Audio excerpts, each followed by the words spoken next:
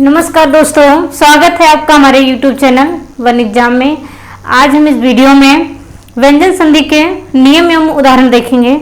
पिछली क्लास में हमने देखा था कि व्यंजन संधि के कुछ नियम थे और कुछ विशेष नियम थे। तो सामान्य नियमों की चर्चा हम कर चुके थे। आज सामान्य नियमों में ही पहले नियम के उदाहरण और नियम को देखेंगे। तो क्रम से पहले नियम, फिर उसके बाद उदाहरण पर चर्चा करते हैं। देखिए, पहला नियम क्या था? पहला नियम ये है कि 1 प्लस सघोष व्यंजन, तो 1 का क्या हो जाएगा? 3 हो जाएगा। 1 का क्या हो जाएगा? 3 हो जाएगा। अब 1 से मतलब क्या है? ये जो 1 है, 1 से तात्पर्य है का, च, ट और पा। और सघोष से मतलब क्या है? सघोष से मतलब ये है कि तीसरा, चौथा और पांचवा वर्ण अंतस्थ है। क्या? अंतस्थ वर्ण मतलब व्यंजन और स्वर है। और एक उस व्यंजन में हा को ले लीजिए, तो ये क्या हो गया? ये सब सघोष हैं। अघोष और सघोष में देखें तो ये सब सघोष है। इसमें हम पांचवा वर्ण जो होगा पंचमाक्षर, उसे हटा देते हैं। जैसे हम बताए थे कि ना और माँ को हटा दीजिए, तो विशेष तौर से ना और माँ से ही संधियां होती हैं, इसलिए ना और माँ या पंचमाक्षर को हटा दीजिए। तो ये पहला नियम था। इसके कुछ उदाहरण देखते हैं। जैसे हम कुछ उदाहरण लिखते हैं एक एक करके। एक शब्द हमने लिखा वाग्जाल। क्या लिखा?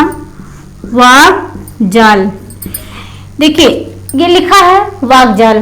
अब पूछता है कि वाग्जाल एक शब्द है जैसे, तो इसमें कौन सी संधि है? तो साधारण प्रश्न बनता है कि इनमें, इस शब्द में कौन सी संधि है? स्वर संधि है, व्यंजन संधि है या विसर्ग संधि है? तो ये तो साधारण प्रश्न था, मतलब सरल था।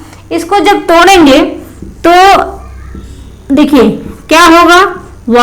वाक धन जाल, तो दोनों पक्ष का अर्थ आसानी से आ जाएगा। वाक मतलब वाणी, ये तो अर्थ हो गया।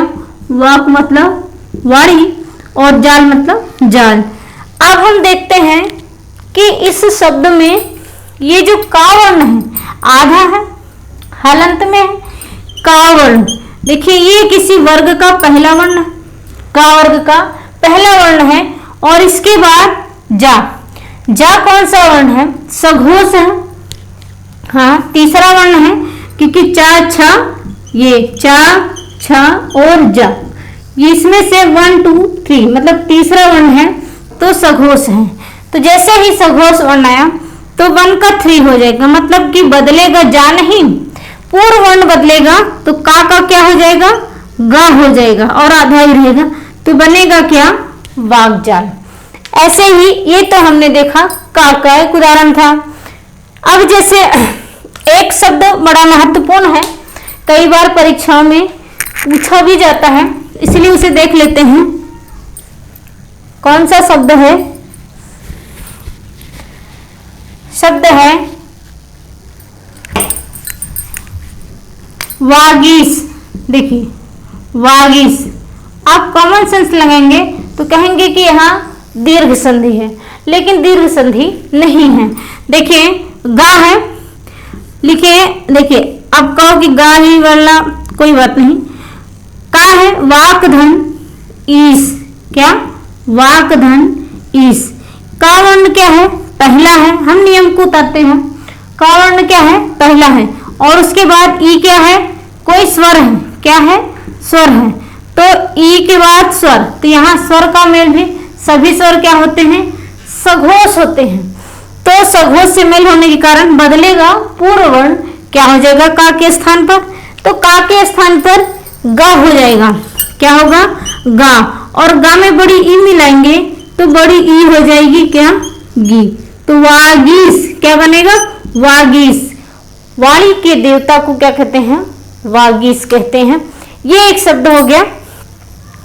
नियम आपको याद हो गया होगा, इसलिए अब देखते हैं एक दो शब्द हम कुछ शब्द हल करेंगे, जिससे ये नियम अपने आप रट जाएगा, अधिक तो नहीं हो पाएगा।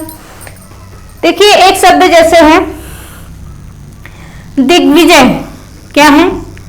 दिग्विजय, दिग्विजय। अभी कार से ही लेके चल रहे हैं वर्ण, दिग्विजय लिखा है दिक धन विजय। जब गा आया तो फट से उसका क्या होगा? तीसरा वर्ण है तो गा में बदलेगा, बदला हुआ है तो का संधि करने पर, मतलब विच्छेद करने पर का में ही जाएगा।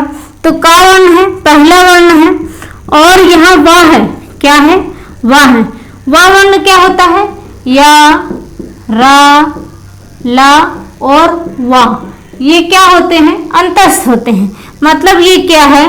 अंतस्थ व्यंजन है। क्या है? अंतस्थ व्यंजन है। तो 1 प्लस वा पहला कोई वर्गीय व्यंजन है, और उसके बाद अंतस्थ अर्थात सघोष व्यंजन के साथ मेल हुआ है तो सघोष व्यंजन संधि होगी। तो इसलिए यहाँ पर इसका क्या हो जाएगा? का क्या हुआ? तीसरे में बदलेगा। किस में बदलेगा? तीसरा वर्ण क्या आएगा? का, खा और गा। तो तीसरे वर्ण में आया तो क्या हो जाएगा? दिग्विजय बन गया। मतलब दिशाओं को जीतना, विजय प्राप्त करना दिशाओं पर, दिग्विजय कहलाया। ऐसे ही देखें शब्द है उद्घोषणा। एक शब्द लेते हैं उद्घोषणा, लिखते हैं उद्घोषणा।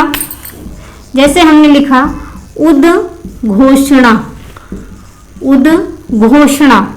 तो इस शब्द को तोड़ेंगे, देखेंगे कि ये दा है तो ता था दा तीसरे वर्ण में है, तो इसका पहला वर्ण क्या होगा?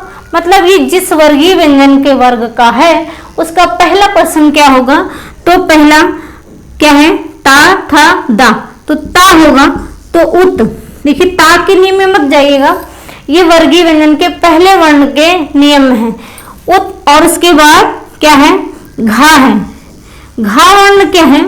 देखेंगे तो का, खा, गा और घा, मतलब कि चौथा वर्ण है। चौथा वर्ण होने के कारण वर्ण मतलब व्यंजन वर्ण, तो चौथा व्यंजन वर्ण होने के कारण अब इस 1 प्लस सघोष, सघोष हुआ ना, मतलब कि ये सघोष है तो तीसरे में बदलेगा।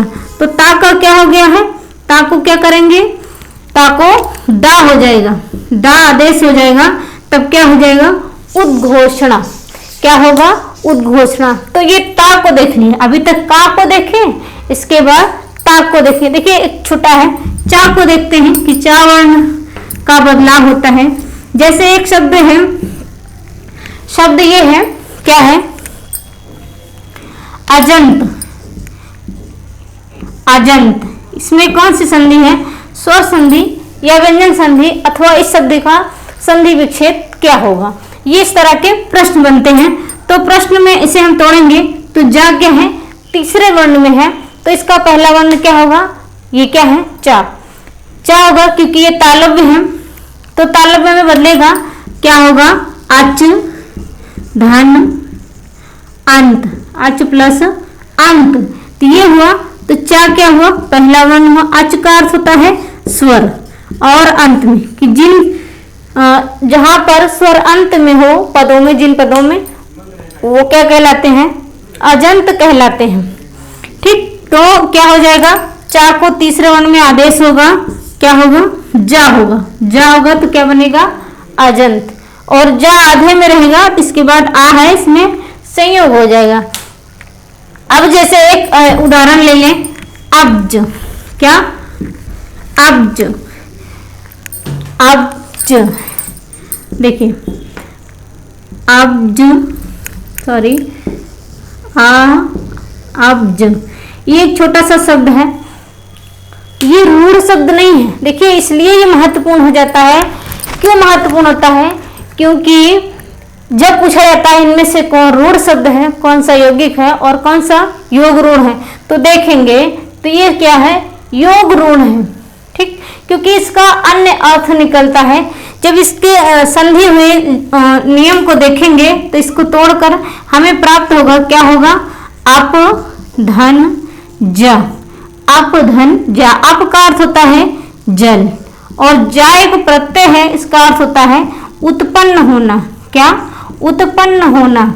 तो तो इस तरीके से पा के स्थान पर क्या आएगा, अब पा किसी वर्ग का, पा वर्ग होता है अपना एक समूह लिए रहता है, तो उसका तीसरा वर्ण क्या होता है, पा फा बा, तीसरे वर्ण में बदलेगा, तो इसलिए पा का क्या हो जाएगा, पहला वर्ण है, और इसका तीसरा बदलेंगे तो क्या हो जाएगा, बा, और आधा है तो आधा ही रहे, क्या हुआ, अब्ज। अब्ज का अर्थ होता है कमल, क्योंकि जल में तो बहुत जीव जंतु या वनस्पतियां उत्पन्न होती हैं, लेकिन अब्ज कहने से केवल कमल का बोध होता है, इस कारण योग रूढ़ कहलाया।